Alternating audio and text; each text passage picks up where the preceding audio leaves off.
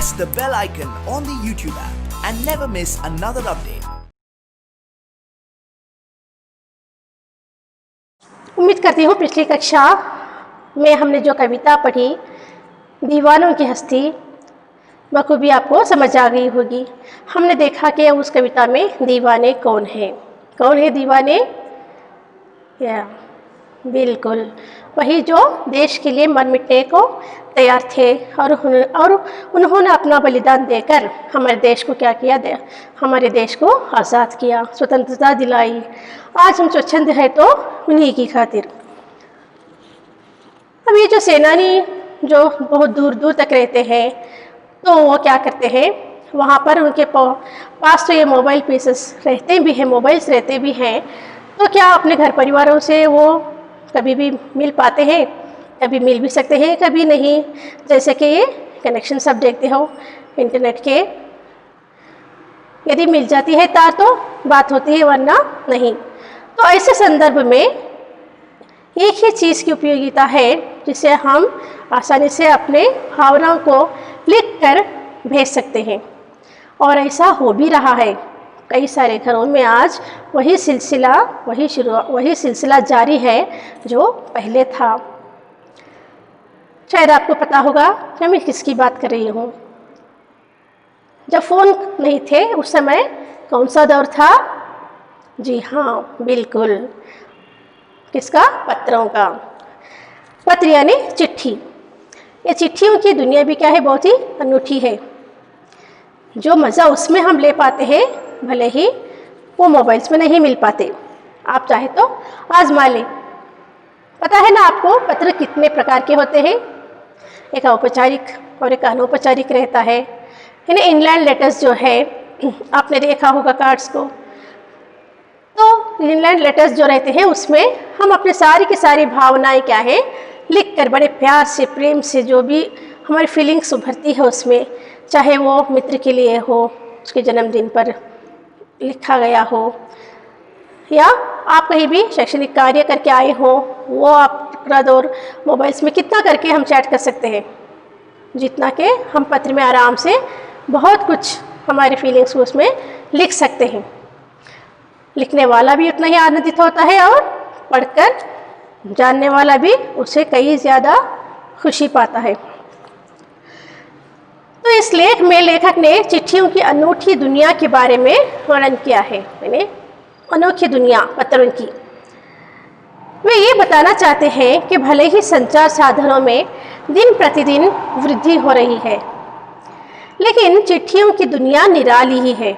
निराली यानी विचित्र, अजीबोगरीब है। फैक्स, SMS, दूरभाष, ईमेल कितना भी अपना प्रभुत्व जमा ले, लेकिन चिट्ठियाँ सर्वश्रेष्ठ ही रहेंगी। उनकी श्रेष्ठता अलग ही रहती है, उनका महत्व भी अलग ही है बच्चों। तो देखते हैं आज के इस पाठ में चिट्ठियों की अनूठी दुनिया, अनूठी यानी अनोखी दुनिया, विचित्र दुनिया कैसा है। यदि आप नहीं लिखे हैं तो ले लीजिए एक लेटर और एक पत्र मुझे ही लिख भेजिए स्कूल के पते पर। जो एक पत्र में रहते हैं भावनाएं, वो दूसरे पत्र में नहीं रहते। प्रत्येक हर एक व्यक्ति की अपनी अपनी क्या है, उसमें भावनाएं रहती हैं, और उसमें जो आनंद मिलता है वो भले ही किसी और में मिलता हो। बच्चों लिखकर और मुझे पत्र भेजो। तो चलिए देखते हैं। पत्रों की दुनिया भी अजीबोगरीब है और उसकी उपयोगिता हमेशा से बनी रही है। पत्र जो काम कर सकते हैं वह संचार का आधुनिकतम साधन नहीं कर सकता। पत्र जैसा संतोष फोन या SMS का संदेश कहाँ दे सकता है।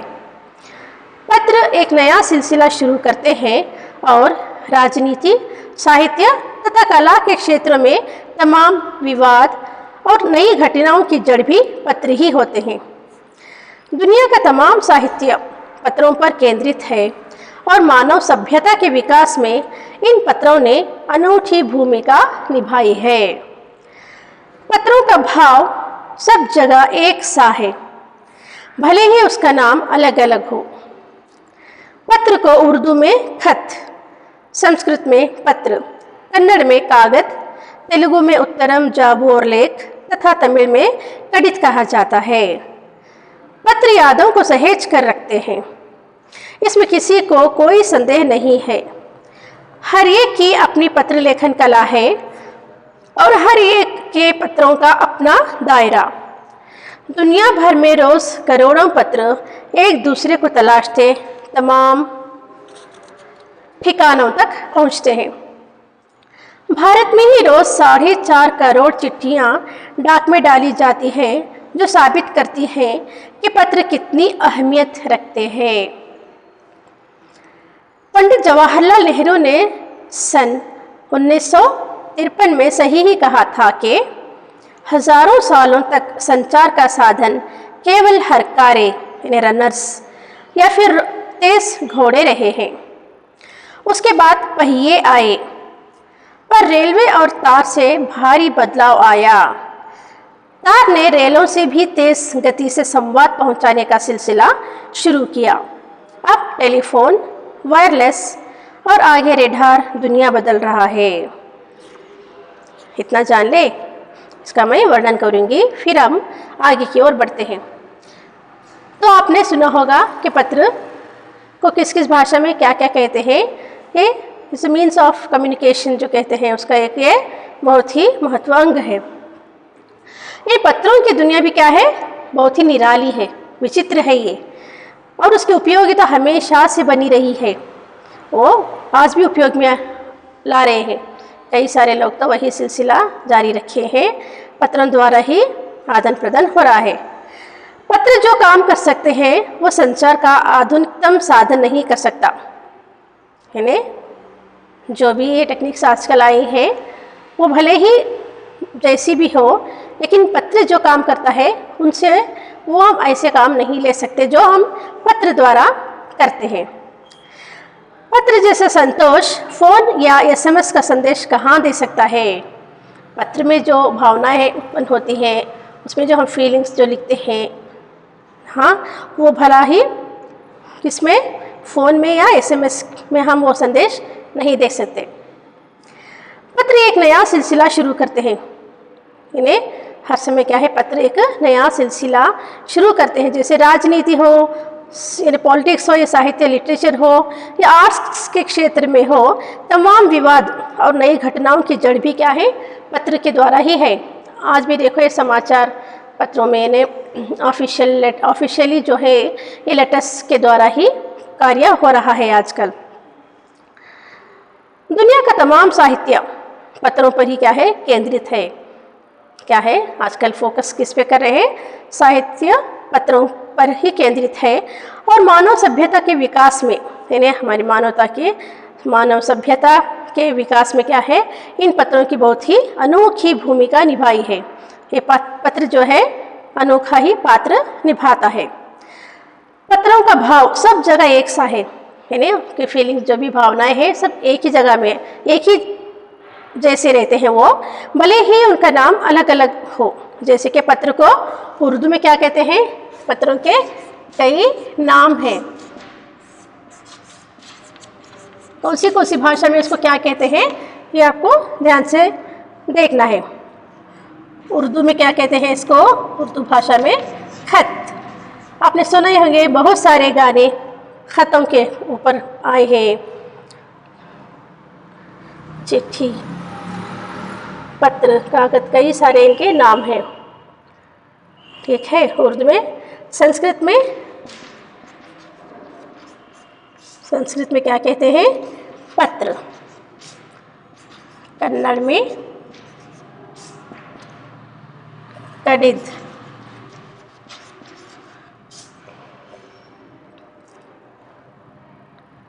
कन्नड़ में कागद।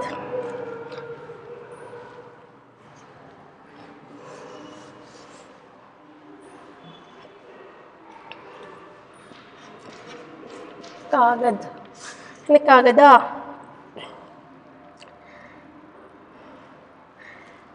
तमिल में कडित।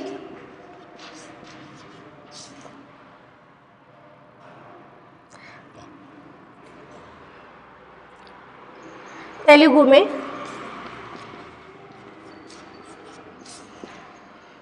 तीन नाम है, उत्तरम,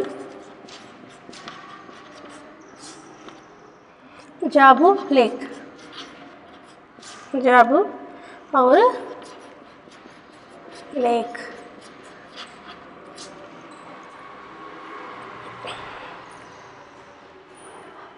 आप तो देखते होंगे एक छोटा सा पत्र तो आप लिखे हो जो हर परीक्षा में आपको पूछा जाता है, वो भी कौन सा पत्र? छुट्टी पत्र। उसी से आप फैमिलियर हैं कि क्या उसमें हम कारण लिखें, जो भी कारण पूछा जाता है लिखते हैं। लेकिन ये पत्र जो मित्रों को लिखा जाता है, जो शिक्षकों को, अध्यापकों के लिए लिखा जाता है, हाँ, और अपने परिवार के जनों को जो लिखा जाता है, उसमें क्या भावना रहते हैं वो भी आप देख सकते हैं लिखकर पत्रों द्वारा। ये मोबाइल से नहीं, कभी कभी आप लोग क्या कर सकते हो, पत्र भी लिखकर भेज सकते हो। पत्रों का भी आदान प्रदान रखना क्या है, बहुत ही अनिवार्य है।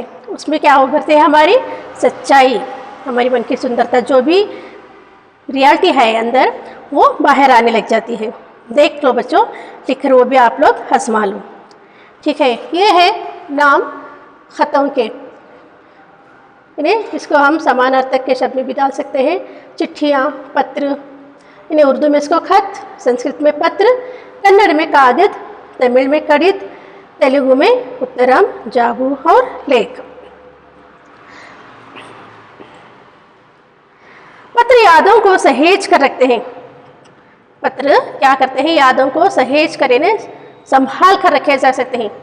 आज भी आप अपने माता पिता से पूछ कर देख लो, उनके माता पिता के पास भी देख लो, तो आप एक बक्सा रहता है, उसमें क्या करते हैं, वो संभाल कर रखे हुए रहते हैं।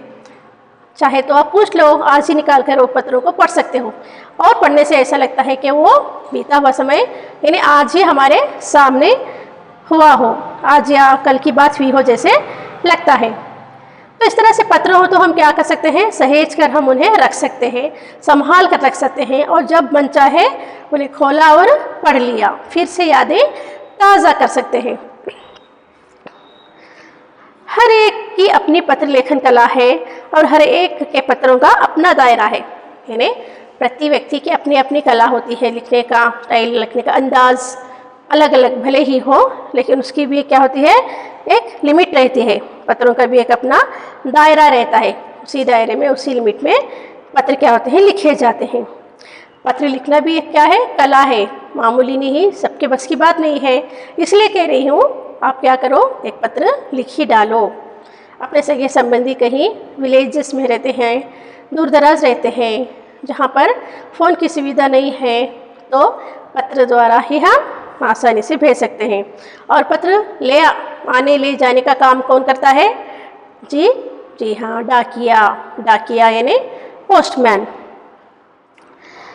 दुनिया भर में रोज करोड़ों पत्र एक दूसरे को तलाशते तमाम ठिकानों तक पहुंचते हैं।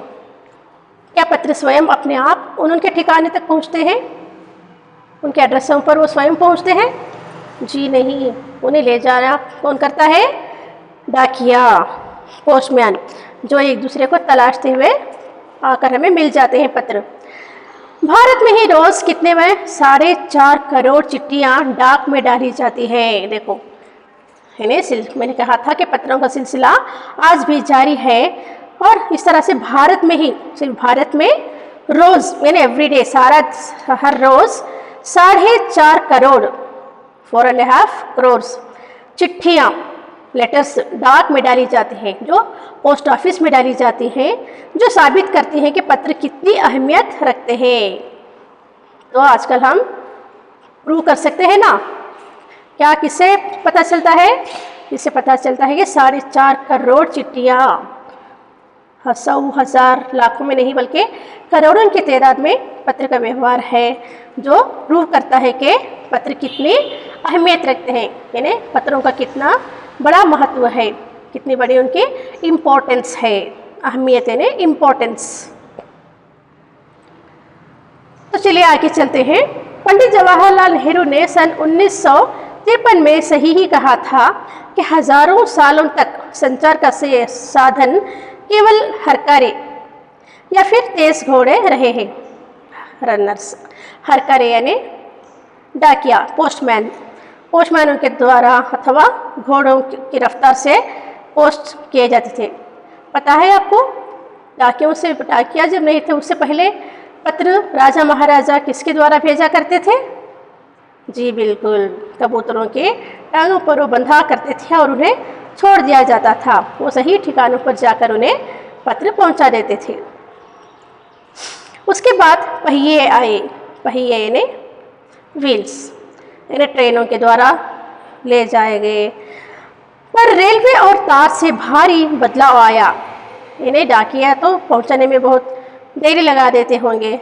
उसके बाद पहिए जब आए ना, उनसे क्या हुआ, ये रेलवे और तार जो हम देखते हैं ना, तार कितने सारे तारें आजकल गई हुई हैं, बनी हुई हैं, तो उनके द्वारा जो भी मेल, अगर से मेल कर दो या रेलवे के द्वारा भेजे जाने पर बहुत जल्दी से जल्दी पत्र उनके ठिकानों तक पहुंच जाते थे, उतना लंबा समय नहीं लगता था। तार ने रेलों से भी तेज़ गति से संवाद पहुंचाने का सिलसिला शुरू किया। आपने मेल किया होगा कभी, तो इमीडिएटली कितना जल्दी वो पहुंच जाता है। जो भी हम पहुंचाना चाहे बहुत जल्दी तेज़ गति से, बहुत स्पीडीनेस से वो मेल पहुंच जाते थे।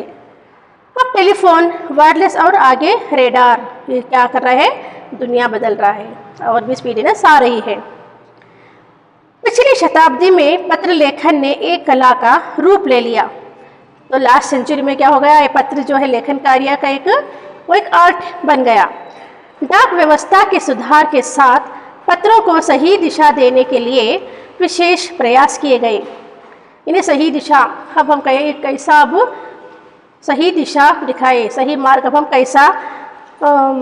कैसे दिखाए, इसके द्वारा हम अब इन पत्रों का फिर से संचार हम ला सकते हैं करके कई सारे प्रयास किए गए। पत्र संस्कृति विकसित करने के लिए स्कूली पाठ्यक्रमों में क्या किया गया, पत्र लेखन का विषय भी शामिल किया गया। भारत में ही नहीं, दुनिया के कई देशों में ये प्रयास चले और विश्व डाक संघ ने अपनी ओर से भी काफ़ी प्रयास किए। विश्व डाक संघ की ओर से 16 वर्ष से कम आयु वर्ग के बच्चों के लिए पत्र लेखन प्रतियोगिताएं आयोजित करने का सिलसिला सन 1972 से शुरू किया गया। ये सही है कि ख़ास तौर पर बड़े शहरों और महानगरों में संचार साधनों के तेज़ विकास तथा अन्य कारणों से पत्रों की आवाजाही प्रभावित हुई है, पर देहाती दुनिया आज भी चिट्ठियों से ही चल रही है। फैक्स, ईमेल, टेलीफोन तथा मोबाइल ने चिट्ठियों की तेज़ी को रोका है, पर व्यापारिक डाक की संख्या लगातार बढ़ रही है। देखा बच्चों, तो किस तरह से इसको हम सिलसिले में फिर से नए सिलसिले में फिर से कैसे लाए, क्या क्या व्यवस्थाएं की गई इसमें। तो पिछली शताब्दी में पत्र लेखन ने एक कला के रूप ले लिया। वो डाक व्यवस्था के सुधार में यानी इम्प्रूवमेंट्स लाने के लिए क्या किया गया, कई प्रयास किए गए पत्र संस्कृति विकसित करने के लिए। यानी पत्र लेखन कैसा होता है, तो इसको बनाए रखने के लिए तो क्या किया गया, स्कूली पाठ्यक्रमों में पत्र लेखन का विषय भी शामिल किया गया। जैसे कि आप लिखते हो ना, हर परीक्षा में पत्र लेखन कार्य रहता ही है। पत्रों में भी 2 प्रकार हैं, एक औपचारिक, दूसरा अनौपचारिक, है ना। औपचारिक है ना, ऑफिशियल लेटर्स, जो छुट्टी पत्र रहता है या कोई भी कार्रवाई हो ऑफिशियल ऑफिसों के लिए, तो औपचारिक। और अनौपचारिक यानी इनफॉर्मल लेटर्स, जो कि हम अपने मित्रों को, अपने माता पिता को, अपने सगे संबंधियों को लिखते हैं। तो इस तरह से ये स्कूली पाठ्यक्रमों में, स्कूली सिलेबस में भी इसको क्या किया गया, ज्वाइन किया गया, एक विषय बना दिया गया। भारत ही नहीं, दुनिया के कई देशों में, नॉट ओनली इंडिया, भारत के और भी कई देशों में भी ये प्रयास चले। और विश्व डाक संघ यानी यूनिवर्सल पोस्टल यूनियन, तो विश्व डाक संघ ने अपनी ओर से, तो उन्होंने वो ऑफिशियली उन्होंने यूनिवर्सल पोस्टल यूनियन वालों ने क्या किया, वो लोग अपनी ओर तरफ से काफ़ी प्रयास किए।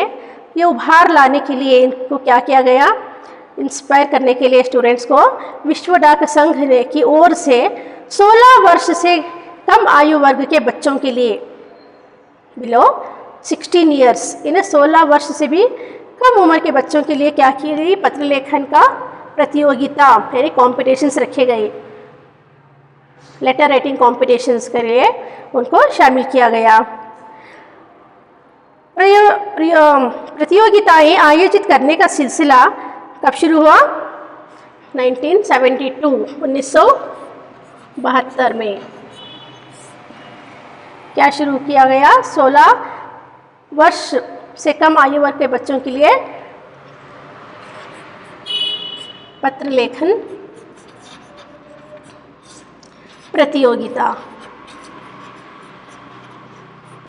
प्रतियोगिता यानी कॉम्पिटिशन्स रखे गए। तो 1972 से ये सिलसिला शुरू किया गया। यही सही है कि ख़ास तौर पर बड़े शहरों और महानगरों में संचार साधनों के तेज़ विकास तथा अन्य कारणों से पत्रों की आवाजाही प्रभावित हुई। तो इससे क्या हो गया, ये लेटर राइटिंग्स भी अफेक्टेड हुए, तो प्रभावित उनको भी किया गया। पर देहात दुनिया क्या है, यानी विलेजेस में क्या है, आज भी चिट्ठियों से ही चल रही है। यानी भले ही संचार साधन आ गए हों, आने से शहरों में क्या हो गया है, पत्र लेखन का कार्य थोड़ा कम हो गया है, पर देहातों में ये सिलसिला आज भी क्या है, जारी है। फैक्स, ईमेल, टेलीफोन तथा मोबाइल ने चिट्ठियों की तेज़ी को रोका है। ये जो अभी आ गए हैं ना, जैसे कि मैंने कहा फैक्स, ईमेल कई मिनटों में हमें मिल जाते हैं, तो ये साधन आकर उन पत्र व्यवहारों का सिलसिला को की गति को थोड़े बहुत क्या किया है, रोके रखा है। मतलब वो उतना स्पीड नहीं होते, इसी कारण आजकल लोग क्या कर रहे हैं, सब लोग इन संचार साधनों के पीछे दौड़े जा रहे हैं। पर व्यापारिक डाक की संख्या तो क्या हो रही है, लगातार बढ़ती जा रही है। बिजनेस के लिए जो भी आजकल किया जा रहा है, वो संख्या तो उनकी लगातार बढ़ रही है। वो तो आज भी क्या है, व्यापारी लोग इन पत्रों द्वारा ही व्यवहार कर रहे हैं।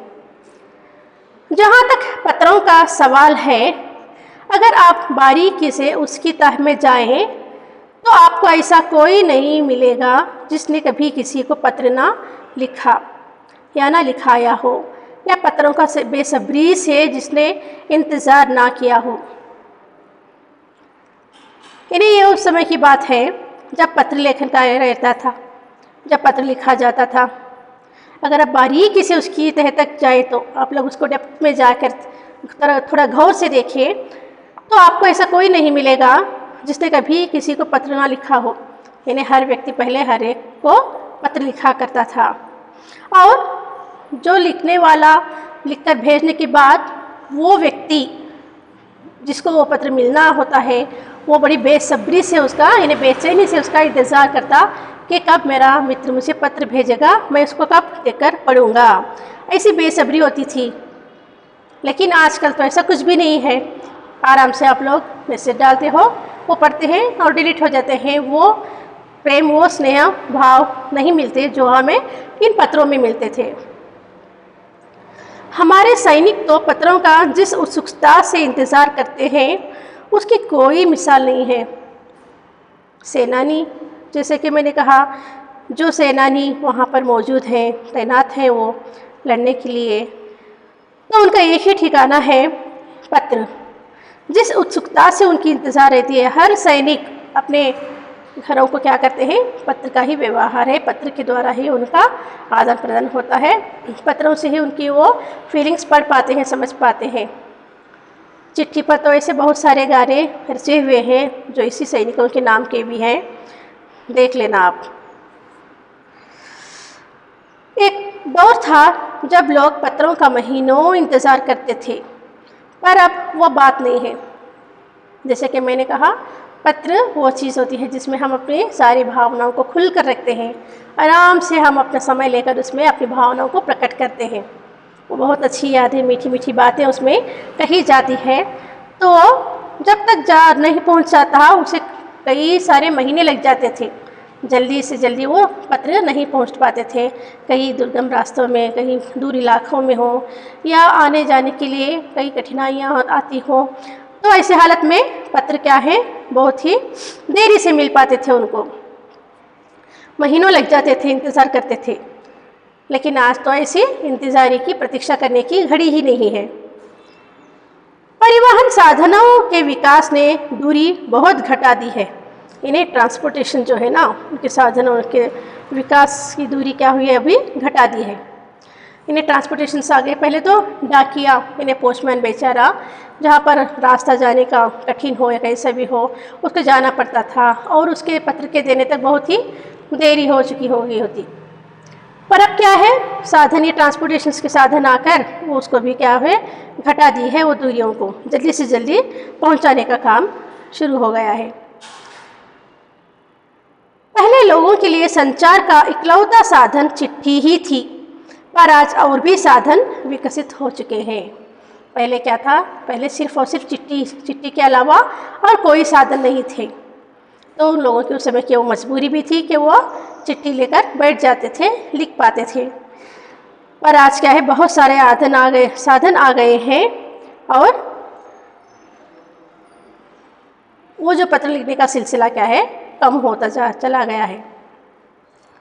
आज देश में ऐसे लोगों की कमी नहीं है जो अपने पुरखों की चिट्ठियों को सहेज और संजो कर विरासत के रूप में रखे हुए हों, या फिर बड़े बड़े लेखक, पत्रकारों, उद्यमी, कवि, प्रशासक, सन्यासी या किसान, इनकी पत्र रचनाएं अपने आप में अनुसंधान का विषय हैं। अगर आज जैसे संचार साधन होते तो पंडित नेहरू अपनी पुत्री इंदिरा गांधी को फ़ोन करते, पर तब पिता के पत्र पुत्री के नाम नहीं लिखे जाते जो देश के करोड़ों लोगों को प्रेरणा देते हैं। पत्रों को तो आप सहेज कर रख लेते हैं, पर SMS संदेशों को आप जल्दी ही भूल जाते हैं। कितने संदेशों को आप सहेज कर रख सकते हैं? तमाम महान हस्तियों की तो सबसे बड़ी यादगार या धरोहर उनके द्वारा लिखे गए पत्र ही हैं। भारत में इस श्रेणी में राष्ट्रपिता महात्मा गांधी को सबसे आगे रखा जा सकता है। दुनिया के तमाम संग्रहालय जानी मानी हस्तियों के पत्रों का अनूठा संकलन भी हैं। तमाम पत्र देश, काल और समाज को जानने समझने का असली पैमाना है। भारत में आज़ादी के पहले महासंग्राम के दिनों में जो कुछ अंग्रेज़ अफसरों ने अपने परिवारजनों को पत्र में लिखे, वे आगे चलकर बहुत महत्ता की पुस्तक बन गए। इन पत्रों ने साबित किया कि यह संग्राम कितनी ज़मीनी मजबूती लिए हुए था। इन्हें कहा जा रहा है बच्चों, इसमें क्या कहते हैं कि आज देश में ऐसे लोगों की कमी नहीं है जो पुरखों की चिट्ठियों को हम सहेज और संजो कर विरासत के रूप में रखे हुए हैं। जैसे कि मैंने कहा था आपसे, आप अपने दादा दादी, नाना नानी, अपने पुरखों से, अपने माता पिता से पूछ कर देखिए कि वो लोग उस समय के पत्रों को किस तरह से संभाल कर रखे हुए हैं। वो भी कोई बहुत बड़ा धन हो, जैसे संजो कर विरासत के रूप में, एक एसेट के रूप में उसको रखे हुए हैं। या फिर बड़े बड़े लेखक जो हैं, ये पत्रकार हैं, उद्यमी यानी बिजनेसमैन, कवि, प्रशासक, ये सन्यासी या किसान, फार्मर्स, इनके पत्र रचनाएं अपने आप में क्या है, एक अनुसंधान का विषय है। इन्हें उनके सारे के सारे पत्र अपने आप में एक खोज कर रही हैं, खोज का विषय बन गई हैं। अगर आप आज जैसे संचार साधन होते तो पंडित नेहरू अपनी पुत्री को वो पत्र कहाँ लिख पाते थे जो हज़ारों लोगों की प्रेरणा स्रोत हो चुकी हैं। तो आसानी से वो फ़ोन करते थे, बात हो जाती थी और हमें वो प्रेरणा नहीं मिल पाती थी। तो ये सब साधन ना होने के कारण उन्होंने प्रेम से वो पत्र क्या है, अपनी पुत्री के नाम लिखा था, जो आगे चलकर करोड़ों लोगों की वो क्या है, प्रेरणा स्रोत बन गई है। पत्रों को तो आप सहेज कर रख लेते हैं, है ना। हम पत्र हो तो इस तरह से संभाल कर बड़े प्यार से अपने बक्से में डालकर रख सकते हैं, जो आगे चलकर हमारी पीढ़ी दर पीढ़ी तक वो पत्रों को पढ़ सकते हैं। लेकिन क्या यही काम SMS संदेशों को रख पाएंगे? नहीं। वो तो आते हैं बॉक्स में, जैसे कि डर रहता है कि दूसरा आने के लिए उसमें जगह नहीं रहती, तो हम क्या करते हैं, उसको डिलीट कर देते हैं और इस तरह से हमारी यादें मिटा देते हैं हम अपने हाथों से। तमाम महान हस्तियों की तो सबसे बड़ी यादगार, इन्हें जितने भी बड़े बड़े महान ग्रेट लीडर्स थे, उन सब की यादगार या धरोहर उनके द्वारा लिखे गए पत्र ही तो हैं, जो आज भी उनको म्यूज़ियम में रखा गया है।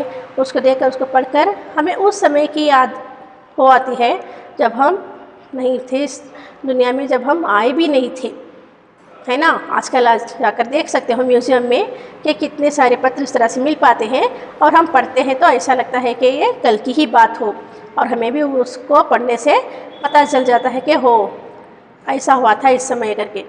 यदि वो नहीं लिख पाते तो क्या हम उसको पढ़ पाते? नहीं ना। भारत में इस श्रेणी में राष्ट्रपिता महात्मा गांधी को सबसे आगे रखा जा सकता है।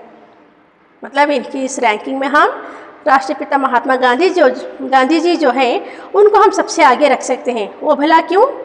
दुनिया के तमाम संग्रहालय जानी मानी हस्तियों के पत्रों का अनूठा संकलन भी है।